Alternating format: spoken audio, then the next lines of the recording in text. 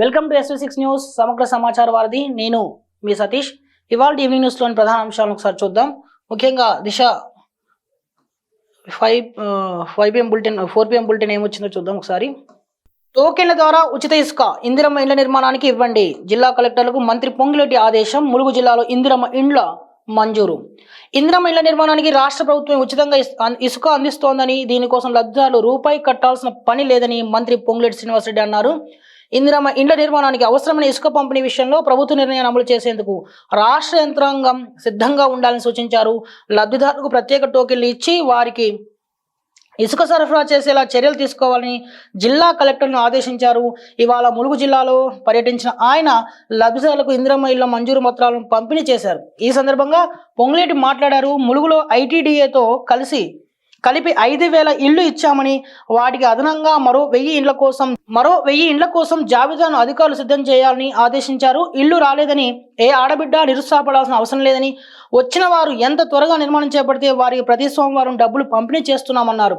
గతంలో నివాసం ఉంటున్న వారున్న చోట ఇల్లు నిర్మించుకునేందుకు ఫారెస్ట్ డిపార్ట్మెంట్ అవకాశం కల్పించాలని సూచించారు. ఇక ఇందిరమ్మ ప్రభుత్వం ఏర్పడ్డాక గత ప్రభుత్వం అమలు చేసిన అన్ని కార్యక్రమాలు అమలు చేస్తూనే ఇందిరమ్మ ఇండ్లు ఇస్తున్నామని మంత్రి పొంగులేటి తెలిపారు. రాష్ట్ర ఆర్థిక పరిస్థితి అస్సలు బాగోలేకపోయినా ప్రతి నెల వడ్డీ అసలు 6,500 కోట్లు చెల్లిస్తూనే సంక్షేమ పథకాలు అమలు చేస్తున్నామన్నారు.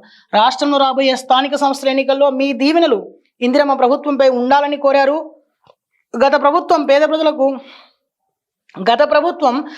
ప్రజల పిల్లలకు సరిగా భోజనం అందుతుందో లేదో పట్టించుకోలేదని, కానీ కాంగ్రెస్ ప్రభుత్వం విద్యార్థులకు డైట్ ఛార్జీలు 40%, కాస్మెటిక్ ఛార్జీలు 200% పెంచామన్నారు.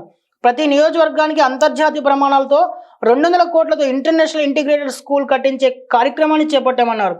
ఇదంతా డబ్బు ఉన్నదని చేయడం లేదని, గత ప్రభుత్వం డబ్బును దుర్వినియోగం చేస్తే మన ప్రభుత్వం డబ్బును పొదుపు చేసి పేదవారికి అండగా ఉండాలని పనిచేస్తుందన్నారు. ఇక తెలంగాణ రాష్ట్ర ప్రభుత్వం ప్రతిష్టాత్మకంగా చేపట్టిన ఇందిరమ్మ ఇండ్ల కోసం ఉచితంగా ఇసుక పంపిణీ చేయాలని భావించినట్టుగా ఉచితంగా ఇసుకను అందించాలని చెప్పి రాష్ట్ర మంత్రి పొంగులేటి శ్రీనివాసరెడ్డి ఆదేశించారు. కలెక్టర్లకు సూచనలు కూడా చేశారు. ఎక్కడ కూడా రూపాయి కూడా ఖర్చు పెట్టకుండా ఇందిరమ్మ ఇండ్ల కోసం ఉచిత ఇసుకను సరఫరా చేయాలని, టోకెన్ల సిస్టమ్ ద్వారా ఈ ఇసుక పంపిణీ విధానం ఉండాలని చెప్పి ఆయన సూచించారు. సో అధికారులకు కూడా ఇదే అంశంపై ఆదేశాలు కూడా జారీ చేశారు. అలాగే రానున్న స్థానిక ఎన్నికల్లో ప్రజల దీవెనలు తమపై ఉండాలని ఆయన విజ్ఞప్తి చేశారు, కోరారు. ప్రభుత్వం అన్ని పథకాలు అమలు చేస్తాం, గత ప్రభుత్వం ఇచ్చిన పథకాలను అమలు చేస్తూనే కొత్తగా చేపట్టిన పథకాల విషయంలో కూడా డబ్బులకు లోటు ఉన్నా కానీ చాలా కష్టపడుతుందని, వాటిని అమలు చేసేందుకు అన్ని రకాలుగా సిద్ధపడుతుందని చెప్పేసి ఆయన అన్నారు. ఇక మరో వార్తలోకి వెళ్తే కాకీలకు మంగ్లీ మాస్ వార్నింగ్. ఓ రిసార్ట్లో సింగర్ మందు దావత్, బర్త్డే పార్టీలో విదేశీ మద్యం గంజాయి సరఫరా. పక్కా సమాచారంతో చేవెళ్ల పోలీసులు దాడులు. డ్యూటీలో ఉన్న పోలీసులపై మంగ్లీ వీరంగం. ఫోక్ సింగర్ సహా రిసార్ట్ నిర్వాహకులపై కేసు నమోదు. ప్రముఖ ఫోక్ సింగర్ మంగ్లీ బర్త్డే పార్టీని చేవెళ్లలోని ఈర్లపల్లి గ్రామం వద్ద త్రిపుర రిసార్ట్లో మంగళవారం అర్ధరాత్రి నిర్వహించారు. డ్రగ్స్, గంజాయి సరఫరా అయిందనే పక్కా సమాచారంతో పోలీసులు దాడులు చేయగా భారీగా విదేశీ మద్యం గంజాయి పట్టుబడింది.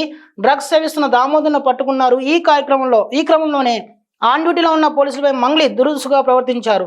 ఇదంతా షూట్ చేస్తున్న ఓ పోలీసుపై మంగ్లీ వీడియో ఆపుతావా లేదా అంటూ మాస్ వార్నింగ్ ఇచ్చినట్టు తెలుస్తోంది. మరోవైపు ఈ పార్టీలో సుమారు 50 మంది పాల్గొనగా అందులో మంగ్లీ కుటుంబ సభ్యులతో పాటు సినీ పరిశ్రమకు చెందిన రచ్చ రవి, దివి, కాసల శ్యామ్ సహా పలువురు ఉన్నట్లు సమాచారం. కాగా రిసార్ట్స్ GM శివరామకృష్ణ, మంగ్లీ, దామోదర్ రెడ్డిలపై కేసు నమోదు చేసి దర్యాప్తు చేస్తున్నట్లు, ఎంతటి వారినైనా వదిలిపెట్టేది లేదని పోలీసులు స్పష్టం చేశారు. ఇక ప్రముఖ సింగర్ మంగ్లీ బర్త్డే పార్టీ వివాదాస్పదంగా మారింది. ఆ పార్టీలో డ్రగ్స్, గంజాయి సేవించినట్టుగా మనకు తెలుస్తుంది. విదేశీ మద్యం కూడా భారీగా పట్టుబడినట్టుగా తెలుస్తుంది. చేవెళ్లలోని ఈర్లపల్లి గ్రామంలో ఉన్నటువంటి త్రిపుర రిసార్ట్లో ఈ బర్త్డే పార్టీ నిర్వహించారు. దీనికి ఇటు టాలీవుడ్ నుంచి కానీ లేకపోతే ఇంకా ఇతర ప్రముఖులు రాజకీయ ప్రముఖులు కూడా హాజరైనట్టుగా తెలుస్తుంది. దీంట్లో మెయిన్గా దామోదర్ అనే పేరు మనకు వినబడుతుంది. అలాగే ఇక్కడ డ్రగ్స్ సేవించినట్టుగా మనకి అంటే పోలీసులు చెబుతున్నారు. దీనిపై మరింత లోతుగా విచారణ చేపట్టే అవకాశం ఉందని కూడా తెలుస్తుంది. అయితే ఈ క్రమంలోనే మంగ్లీ అక్కడ ఆన్ డ్యూటీలో ఉన్న పోలీసులపై కొద్ది దురుసుగా వ్యవహరించినట్టుగా మనకు తెలుస్తుంది. కొన్ని వీడియోలు కూడా బయటకు వచ్చాయి. ఎందుకు వీడియోలు తీస్తున్నారంటగా ఆమె గద్దించడం అనే విషయం మనకు కూడా కనబడుతుంది వీడియోలో కూడా. సో ఇది అంటే ఎంతటి వారైనా సరే ఈ కేసులో ఎవరున్నా సరే వదిలిపెట్టేది లేదని పోలీసులు కూడా చెబుతున్నారు. సో మరో కథనంకి వెళ్తే, గాంధీ భవన్లో మంత్రి కొండా సురేఖ ముఖాముఖి కార్యక్రమానికి హాజరు, ప్రజల నుంచి విజ్ఞప్తుల స్వీకరణ. హైదరాబాద్ గాంధీ భవన్లో ప్రజలతో ముఖాముఖి కార్యక్రమానికి మంత్రి కొండా సురేఖ హాజరయ్యారు. ప్రజలు, స్థానికుల నుంచి వచ్చిన వినతి పత్రాలను ఆమె స్వీకరించారు. వీటిపై వివిధ విభాగాల అధిపతులతో మాట్లాడి సమస్యలు పరిష్కరించాలని ఆదేశించారు. ఈ సందర్భంగా కొండా సురేఖ ఎక్స్ వేదికగా పోస్ట్ చేస్తూ, పార్టీ ఆఫీస్ అంటే ప్రజలదే, అక్కడి వారి సమస్యల పరిష్కారం అయితే అంతకన్నా సంతోషం ఏముంటుందని పేర్కొన్నారు. ఇక గాంధీ భవన్లో రోజుకొక ప్రజాప్రతినిధి ఉండాలని ఒక పిసిసి చీఫ్ ఆదేశాలతో ఈరోజు కొండా సురేఖ గాంధీ భవన్లో మీటింగ్కి హాజరయ్యారు. అక్కడ ప్రజలతో మమేకమవుతూ అక్కడ వారిచ్చిన వినతులు స్వీకరించారు. ఈ సందర్భంగా ఆమె చేసిన ఎక్స్పోస్ట్ ఏంటంటే, పార్టీ ఆఫీస్ అంటే ప్రజలదే, అక్కడ వారి సమస్యల పరిష్కారం అయితే దానికంటే ఆనందం ఏముంటుందని చెప్పి ఆమె ఎక్స్ వేదికగా తన అభిప్రాయాన్ని వ్యక్తం చేశారు. సో ఇది ప్రతిరోజు జరిగే కార్యక్రమం. ఇక్కడికి వచ్చే ప్రజలకి వాళ్ళ సమస్యలని అర్థం చేసుకుని వాటిని పరిష్కారం దిశగా అడుగులు వేస్తే ఆ సమస్యల పరిష్కారం అయితే దానికంటే మించిన ఆనందం ఏముంటుందని చెప్పేసి ఆమె అంటున్నారు. ఇక మరో వార్తలోకి వెళ్తే, గ్రూప్ 1 పై విచారణ వాయిదా, ఈ నెల 30న విచారిస్తామని హైకోర్టు. గ్రూప్ 1 పై దాఖలైన పిటిషన్పై విచారణ వాయిదా పడింది. ఈ నెల 30వ తేదీకి తెలంగాణ హైకోర్టు వాయిదా వేసింది. గ్రూప్ 1 మెయిన్స్లో అక్రమాలు జరిగాయని అభ్యర్థులు దాఖలు చేసిన పిటిషన్లపై ఇవాళ న్యాయస్థానం విచారణ జరిగింది. పరీక్షా కేంద్రాల కేటాయింపు మూల్యాంకనంలో అక్రమాలు జరిగాయని పిటిషన్దారులు పేర్కొన్నారు. అయితే గత నెల అభ్యర్థుల పిటిషన్లపై వాదనలు కొనసాగాయి. పునః మూల్యాంకనం లేదా మళ్లీ మెయిన్స్ నిర్వహించాలని అభ్యర్థులు కోరారు. దీనికి సమాధానంగా నిపుణులతో మూల్యాంకనం చేయించామని, అభ్యర్థులు కేవలం అపోహపడుతున్నారని టీజీపీఎస్సీ తరపున న్యాయవాది వాదన వినిపించారు. గ్రూప్ 1 నియామకాలు ఆలస్యం అయితే అభ్యర్థులు నష్టపోతారని పబ్లిక్ సర్వీస్ కమిషన్ కోర్టుకు వివరించింది. దీంతో ధ్రువపత్రాలు పరిశీలించవచ్చని హైకోర్టు ఆదేశించింది. అయితే గ్రూప్ 1 నియామకాలపై స్టే ఎత్తివేయాలని 4 పిటిషన్లను గ్రూప్ 1కి ఎంపికైన అభ్యర్థులు దాఖలు చేశారు. ఇవాళ విచారణ సందర్భంగా స్టే వెకేట్ పిటిషన్లపై వాదనలు జరిగాయి. కౌంటర్ దాఖలు చేసేందుకు టీజీపీఎస్సీ ఇతర లాయర్లు సమయం కోరారు. అయితే దీంతో విచారణ ఆలస్యమైతే ఎంపికైన వారికి ఇబ్బందులు ఉంటాయని, వినిపించిన వాదనలే మళ్లీ వినిపించవద్దని హైకోర్టు సూచించింది. తదుపరి వాదనలు ఈ నెల 30వ తేదీన వింటామని విచారణను వాయిదా వేసింది. అయితే గ్రూప్ 1 పై నెలకొన్నటువంటి వివాదాల పరిష్కారం దిశగా ఒక అడుగు పడిందని చెప్పొచ్చు. దీనిపై హైకోర్టు తదుపరి విచారణ 30కి వాయిదా వేసింది. అంటే కొంతమంది దాంట్లో మూల్యాంకనంలో అక్రమాలు జరిగాయని చెప్పి దాఖలు చేసిన పిటిషన్లు, అలాగే దానిపైన కౌంటర్ దాఖలు చేయడం రకరకాలు జరిగాయి. సో దీనికి సంబంధించి పూర్తిగా ఈ నెల 30తో విచారిస్తామని హైకోర్టు తెలిపింది. ఇక కాంగ్రెస్ నేతల ఇళ్లలో ఈడీ సోదాలు, వాల్మీకి కార్పొరేషన్ నిధుల స్కామ్ పై దర్యాప్తు, ఎంపీ ఎన్నికల టైంలో నిధులు మళ్లించినట్లు ఆరోపణలు, కర్ణాటకలో 8 ప్రాంతాల్లో రైడ్స్. సో వాల్మీకి స్కామ్ సంబంధించి కర్ణాటక జరిగినటువంటి స్కామ్లో అక్కడ ఉన్నటువంటి కాంగ్రెస్ నేతల ఇళ్లపై, ఎమ్మెల్యేల ఇళ్లపై ఈడీ సోదాలు నిర్వహించినట్టుగా తెలుస్తుంది. సో అదొక వార్త. ఇక ఏపీకి 24 లక్షల ఇళ్లు మంజూరు, డబుల్ ఇంజిన్ సర్కారు వల్లే అభివృద్ధి, తిరుపతిలో కేంద్ర మంత్రి బండి సంజయ్. ఏపీకి 24 లక్షల ఇళ్లు మంజూరు చేశామని చెప్పి కేంద్ర మంత్రి బండి సంజయ్ తెలిపారు. కేంద్రంలో ఎన్డీఏ ప్రభుత్వం హయాంలోనే ఏపీకి 24 లక్షల ఇళ్లను మంజూరు చేశామని కేంద్ర మంత్రి బండి సంజయ్ తెలిపారు. ఎన్డీఏ ప్రభుత్వం అధికారంలోకి వచ్చి 11 ఏళ్లు గడుస్తున్న సందర్భంగా తిరుపతిలో బీజేపీ 11 ఏళ్ల సేవ పేరుతో కార్యక్రమం నిర్వహించారు. ఈ సందర్భంగా బండి సంజయ్ మాట్లాడుతూ, దేశమంతా ప్రధాని మోడీ నేతృత్వంలోని డబుల్ ఇంజిన్ సర్కార్ను కోరుకుంటుందన్నారు. ఈ డబుల్ ఇంజిన్ సర్కారు వల్ల ఏపీలో అభివృద్ధి మెరుపు వేగంతో జరుగుతుందని తెలిపారు. ఇప్పటికే ఏపీకి 8 కేంద్రీయ విద్యాలయాలను కేంద్రం ఇచ్చిందన్నారు. రాష్ట్రంలో ఇప్పటివరకు 4741 కిలోమీటర్ హైవేలు నిర్మించామని తెలిపారు. పలు ఎయిర్పోర్ట్లను ఆధునీకరిస్తున్నామని చెప్పుకొచ్చారు. రైల్వే బడ్జెట్లో ఏపీకి పెద్దపీట వేశామని, అమృత్ మహోత్సవ్లో భాగంగా అనేక రైల్వే స్టేషన్లు అభివృద్ధి చేస్తున్నామని కేంద్ర మంత్రి తెలిపారు. ఈరోజు అంటే 11 ఏళ్ల ప్రస్థానంపై, మోడీ ప్రధానిగా 11 ఏళ్ల ప్రస్థానంపై నిర్వహించినటువంటి తిరుపతిలో ఒక కార్యక్రమం నిర్వహించారు. ఈ కార్యక్రమానికి కేంద్ర మంత్రి బండి సంజయ్ ముఖ్య అతిథిగా హాజరై ఈ 11 ఏళ్లలో చేపట్టిన కార్యక్రమాలను, వివిధ పథకాలను, ఏపీకి ఏ విధంగా కేంద్రంలోని ఎన్డీఏ సర్కార్ మోదీ నేతృత్వంలోని ఎన్డీఏ సర్కార్ సహకరించిందనే విషయాలపై ఆయన ప్రజలకు వివరించారు. సో మరో కథనంకి వెళ్తే, మోడీని కలవాలంటే కోవిడ్ టెస్ట్ మస్ట్, కేంద్ర మంత్రులు అధికారులకు తప్పనిసరి, ప్రధానమంత్రి కార్యాలయం వెల్లడి. దేశంలో కోవిడ్ కేసుల సంఖ్య 7,000 దాటింది. ఈ నేపథ్యంలో ప్రధాని నరేంద్ర మోడీని కలవాలంటే మంత్రులు, ప్రభుత్వ అధికారులు తప్పనిసరిగా ఆర్టీపీసీఆర్ పరీక్ష చేయించుకోవాలని ప్రధానమంత్రి కార్యాలయం సూచనలు జారీ చేసింది. దీనికి సంబంధించిన ఏర్పాట్లు కూడా చేస్తున్నారు. కేంద్ర ఆరోగ్య మంత్రిత్వ శాఖ ఇవాళ రిలీజ్ చేసి డేటా ప్రకారం 24 గంటల్లో దేశంలో 306 కొత్త కేసులు నమోదయ్యాయి. దీంతో పాటు దేశంలో ప్రస్తుతం యాక్టివ్ కరోనా కేసులు 7,121 ఉన్నాయి. కోవిడ్ మృతులు 74 చేరారు. కోవిడ్ కేసులు రోజురోజుకి దేశంలో పెరుగుతున్న నేపథ్యంలో ప్రధాని నరేంద్ర మోదీ కార్యాలయం ఒక కీలక నిర్ణయం తీసుకుంది. ఎవరైనా సరే ప్రధానిని కలవాలంటే ఖచ్చితంగా కోవిడ్ టెస్టులు చేసుకోవాలని, కోవిడ్ టెస్టులు తర్వాతే, ఫలితాల తర్వాతే వారు అనుమతి ఉంటుందని చెప్పి వాళ్ళు ఒక ప్రకటన అయితే విడుదల చేశారు. ప్రస్తుతం అయితే దేశవ్యాప్తంగా 7,000 కేసులు నమోదయ్యాయి.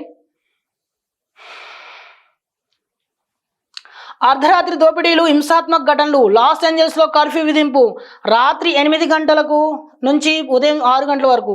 అమెరికా లాస్ ఏంజల్స్ నగరంలో డౌన్ టౌన్లో అధ్యక్షుడు డొనాల్డ్ ట్రంప్ వలసవాద వ్యతిరేక విధానాలపై ప్రజలు తీవ్ర నిరసనలు హింసాత్మకంగా మారాయి. స్టోర్లలో లూటీలు, దోపిడీలు, కార్లకు నిప్పులు పెట్టడం లాంటి హింసాత్మక ఘటనలు చోటు చేసుకుంటున్నాయి. దీంతో పరిస్థితిని అదుపులోకి తెచ్చేందుకు కర్ఫ్యూ విధిస్తున్నట్లు డౌన్ టౌన్ నగర మేయర్ కేరెన్ బాస్ తెలిపారు.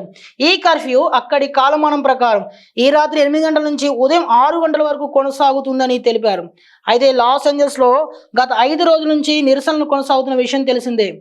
సో ట్రంప్ పాలనకు వ్యతిరేకంగా లాస్ ఏంజల్స్లో చోటు చేసుకుంటున్న నిరసనలు తీవ్ర హింసాత్మక ఘటనలుగా రూపుదిద్దుకున్నాయి. ఈ నేపథ్యంలో అక్కడ కర్ఫ్యూ విధించినట్టుగా తెలుస్తుంది. రాత్రి 8 నుంచి ఉదయం 6 వరకు ఈ కర్ఫ్యూ పెడుతున్నారని పెట్టినట్టుగా మనకి సమాచారం. ఇక వెలుగు పత్రిక వెళ్తే దాంట్లో ముఖ్యాంశాలు ఒకసారి చూద్దాం. ఇసుక టోకెన్లు, ఇంతకుముందు మనం చదువుకున్నాం ఈ వార్తని. ఇక రిపీట్ చేయొద్దు, వినిపించిన వాదనే మళ్ళీ ఎందుకు? గ్రూప్ 1 కేసులో హైకోర్టు కీలక వ్యాఖ్యలు. స్టే వికెట్ చేయాలంటూ 4 పిటిషన్లు. విచారణ ఆలస్యమైతే అభ్యర్థులు ఇబ్బంది పడతారన్న న్యాయస్థానం ఈ నెల 30న పూర్తి స్థాయిలో వాదనలు వింటామని వెల్లడి. సో ఇది కూడా హైకోర్టు విచారణ సంబంధించిన విషయం తెలుసుకున్నాం. ఫేస్ టు ఫేస్ ఎందుకు అడగలే? చెవులు ఉన్నోళ్లను అడిగితే లాభం. సీఎం గారు మోదీని అడగండి. కిషన్ రెడ్డిపై బీజేపీ ఎమ్మెల్యే రాజాసింగ్ పరోక్ష విమర్శలు. ఇక నేనే చంపించా, పెళ్ళైన 4 రోజులకే పుట్టింటికి ప్లాన్ ప్రకారమే మేఘాలయ హనీమూన్ ట్రిప్. ప్రియుడితో కలిసి హత్యా పథకం.